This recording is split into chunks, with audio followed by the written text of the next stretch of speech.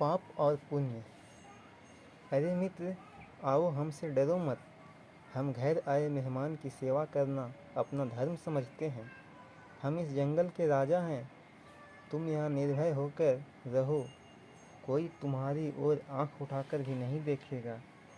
मगर सामने खड़े शेर को देखकर तो जैसे ऊंट की जान ही सूखी जा रही थी।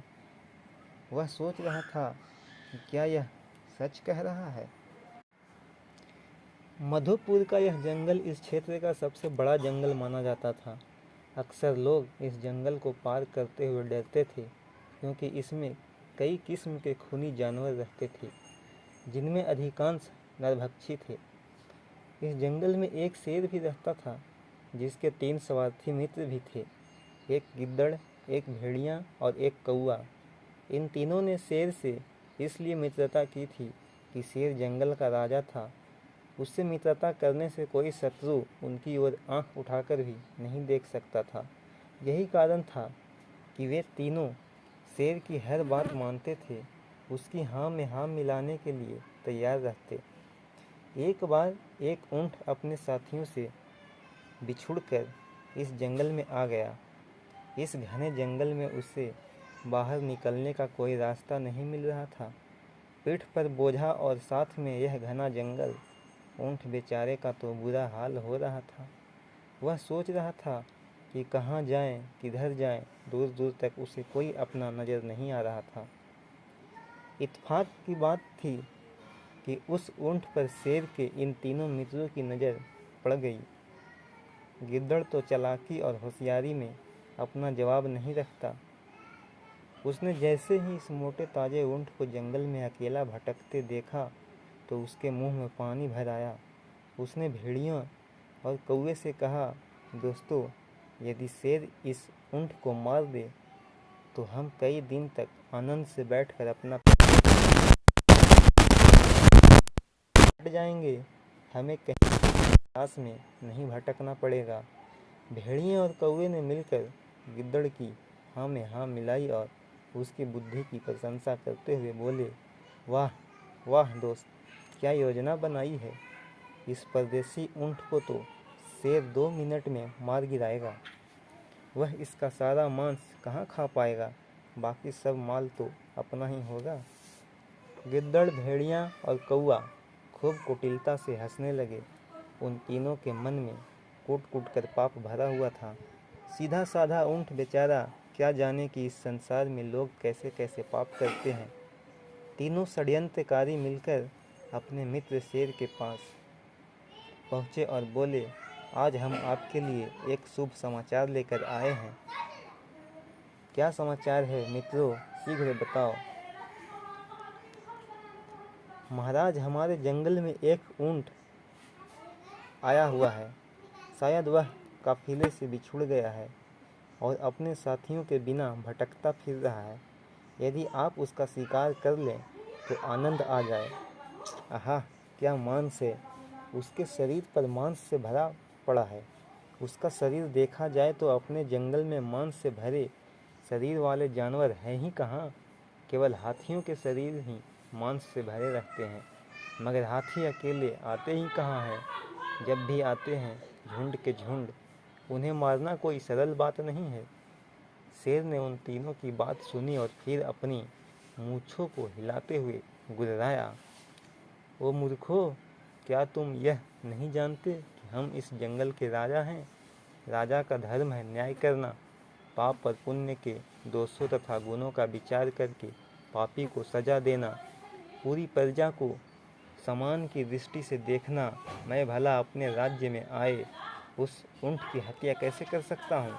घर आए किसी भी मेहमान की हत्या करना पाप है।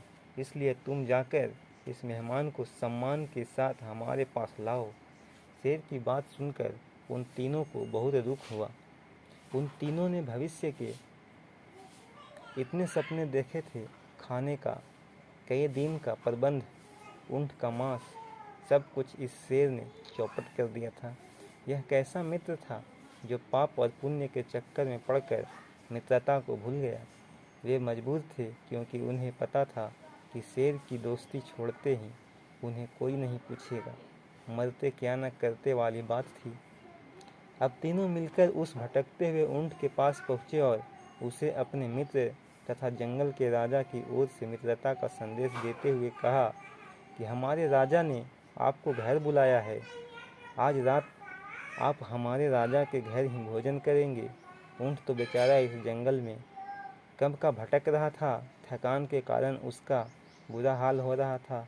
जैसे ही उसने यह सुना कि शेर ने उसे अपने घर पर बुलाया है तो वह डर के मारे काँप उठा, क्योंकि उसे पता था कि शेर मांसाहारी जानवर है और जंगल का राजा भी। उसके सामने जाकर तो कोई भी नहीं बच सकता। उसकी आंखों में मौत के साए थिरकने लगे। मौत उसके चारों ओर नाच रही थी। शेर की बात न मानना भी मौत है, मानने में भी मौत का डर है।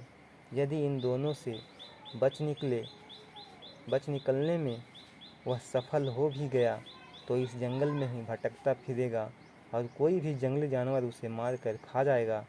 इसलिए उसने निर्णय कर लिया कि वह शेर के नियंत्रण को स्वीकार कर लेगा। आगे जो होगा देखा जाएगा। मन ही मन में यह सब सोचता हुआ ऊंट शेर के पास गया। उसका मन अब भी अंदर से डरा हुआ था। वह बार बार सोच रहा था कि कहाँ यह खूनी और जंगल का राजा शेर और कहाँ मैं ऊंट। शेर ने घर आए मेहमान का मित्र की भांति स्वागत किया तो ऊंट का भी भय जाता रहा और उसने अपनी शरण में पनाह देने का उसे बहुत बहुत धन्यवाद दिया। शेर ने हंसकर कहा, मित्र, तुम बहुत दूर से आने के कारण काफ़ी थके हुए लगते हो, इसलिए मेरी गुफा में ही आराम करो। मैं और मेरे साथी तुम्हारे लिए भोजन का प्रबंध करने जाते हैं। समय बहुत बलवान है, किस पल क्या हो जाए कुछ पता नहीं चलता। शेर शिकार के लिए निकला तो गिद्दड़, भेड़िया और कौआ भी उसके साथ थे। वे तीनों शेर के पीछे चल रहे थे। शेर सबसे आगे था। तभी सामने से एक बहुत ही मोटा ताजा खूनी किस्म का मस्त हाथी आ निकला। शेर को शिकार की तलाश थी। वह हाथी को देखते ही पूरी ताकत से दहाड़ा। हाथी डरा नहीं, बल्कि वह लड़ने के लिए तैयार हो गया और देखते दोनों ही एक दूसरे पर टूट पड़े। खूनी जानवरों का युद्ध भी देखने योग्य था। अंत में दोनों लहूलुहान हो गए। हाथी तो अपनी जान बचाकर भाग निकला और शेर बुरी तरह घायल हो गया। उसके दांत भी हिलने लगे थे। जख्मी शेर अब कहाँ शिकार कर सकता था। उसके मित्र तो उससे केवल खाने की ही मित्रता रखते थे। उन्होंने एक दिन शेर के पास जाकर कहा, हे जंगल के राजा, आप भूखे क्यों मरते हैं? देखो, हमारे पास यह ऊंट है। ऐसे अवसर पर इसे ही मार कर खा लें। जब तक हम इससे पेट भरेंगे तब तक आप भी ठीक हो जाएंगे। नहीं नहीं, मैं घर आए मेहमान की हत्या नहीं कर सकता। घर आया मेहमान तो ईश्वर का रूप होता है। मैं भूखा मर जाऊंगा, परंतु यह पाप नहीं करूंगा। गिद्दड़ ने जब देखा कि शेर उसकी बात मानने वाला नहीं है और पाप और पुण्य के चक्कर में फंस गया है, तो उसने सोचा कि कोई नई चाल चलनी पड़ेगी जिससे सांप भी मर जाए और लाठी भी ना टूटे।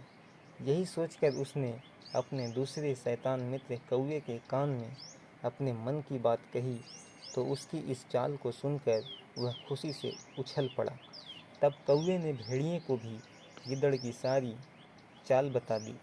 फिर क्या था, तीनों मिलकर ऊंट के पास पहुँचे और गिद्दड़ ने बड़े प्यार से प्रणाम करते हुए उसकी कुशलता पूछी। मैं तो आप लोगों और अपने मित्र की कृपा से बहुत प्रसन्न हूँ। आप लोग अपनी कहो, कैसे हो? भाई, हमारा हाल मत पूछो। हम तो बहुत बड़ी मुसीबत में फंसे हुए हैं। हमारा जीना ही कठिन हो रहा है।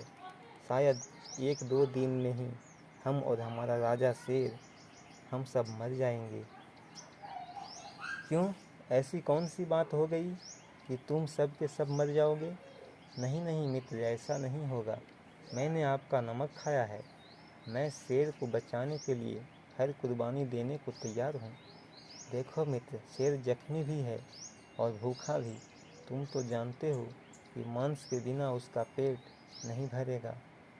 वह तुम्हें इसलिए नहीं मारेगा क्योंकि तुम उसके मेहमान हो। हाँ, यदि तुम स्वयं शेर के पास जाकर यह कह दो कि मैं खुशी से अपने आप को तुम्हारे हवाले करता हूँ, ऐसे अवसर पर दोस्त ही दोस्त के काम आता है, तो शेर शायद मान जाए, लेकिन एक शर्त यह भी है। उसने पूछा, क्या? तुमसे पहले हम शेर को यह कहेंगे कि वह हमें खाकर अपना पेट भर ले। यदि शेर इस बात को मान गया तो तुम्हें कुछ कहने की ज़रूरत नहीं पड़ेगी, तुम्हारी जान बच जाएगी। फिर हमारे बाद तुम शेर की सेवा करोगे। बोलो, यह शर्त मंजूर है? हाँ दोस्तों, मुझे मंजूर है। मैं अपने मित्रों के साथ हूँ, उनकी हर बात मानने को तैयार हूँ। तुम लोगों ने ही तो मुझे सहारा देकर मेरी जान बचाई है। अब यदि मैं इस जान को अपने मित्र पर कुर्बान कर दूँ तो मुझे क्या इसका कोई दुख नहीं होगा? ऊँट की यह बात सुनकर तीनों बहुत खुश हुए। गीदड़ ने भेड़िए को आँख से इशारा करते धीरे से कहा, फंस गया मूर्ख। अब चारों इकट्ठे होकर जख्मी शेर के पास पहुँचे। शेर बेचारा गुफा के अंदर भूखा प्यासा पड़ा था। शरीर पर इतने घाव थे कि दर्द के मारे उसका बुरा हाल हो रहा था। आओ मेरे मित्रों, आओ, पहले यह बताओ कि हमारे भोजन का कोई प्रबंध हुआ या नहीं। नहीं महाराज, हमें इस बात का बहुत दुख है कि हम सब मिलकर भी आपके खाने का प्रबंध नहीं कर सके, लेकिन अब हम आपको भूखा भी नहीं मरने देंगे। कौवे ने आगे बढ़कर कहा, लेकिन यह कैसे संभव हो सकता है? शेर ने कौवे की ओर देखकर पूछा। महाराज, आप मुझे खाकर अपनी भूख मिटा लें, इससे अच्छी बात और क्या होगी कि मेरा यह तुच्छ शरीर आपके किसी काम आ जाए। कौवे की बात सुनकर गीदड़ ने भी जोश में आगे आकर कहा, अरे जरा से कौवे, पीछे हट। तेरे को खा लेने से क्या हमारे महाराज का पेट भरेगा? नहीं, यह संभव नहीं। मैं तुम्हें अपनी आंखों के सामने मरते भी नहीं देख सकता। अच्छा, तो यही होगा, हमारे महाराज मुझे खाकर अपना पेट भर ले, मेरा क्या है? गिद्दड़ की बात सुनकर भेड़िया अपने स्थान से उठकर आगे आया और बोला, भैया गिद्दड़, तुम्हारे शरीर पर भी इतना मांस कहाँ है जो हमारे महाराज का पेट भर जाए? वह चाहे तो मुझे पहले खाए, हमारे लिए उन्होंने सदा शिकार किए हैं। आज पहली बार यह सब देखकर ऊँट ने भी सोचा कि मुझे भी अपने कर्तव्य का पालन करना चाहिए। शेर नेक दिल है, वह भला घर आए मेहमान का क्या बद करेगा, और यदि उसके उपकार के बदले मैं उसके किसी काम आ पाऊँ तो मुझे खुशी ही होगी।